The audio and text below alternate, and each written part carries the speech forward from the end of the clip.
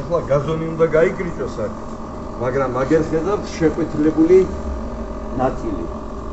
აი ეს არის გაზონის დავადება ჟანგა. ნახეთ როგორ არის შეყვითლებული ჟანგა.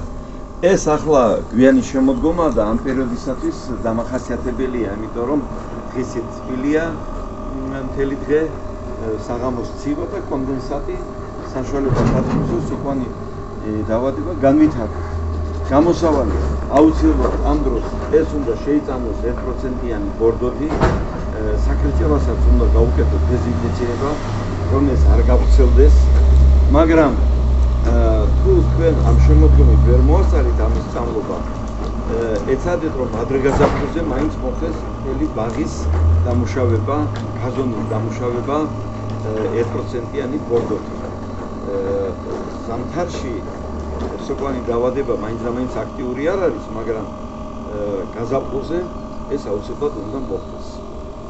აი სოკო არის კიდე აგერ გაზონზე ხშირად თქვენ დაინახავთ რომ ამოსულია სოკოები, ნახეთ გაზონზე ამოსულია სოკოები და ამას ხასიათი აქვს ისეთი რომ ხშირ შემთხვევაში უფრო დიდ ფართობს მოიცავთ. თუ მას შეწამლავთ 1%-იანი ან 1.5%-იანი ბორდოს არ აწყენს, ბორდოს ნაზავი თუ შეწამლავთ, სოკოები გაქრება.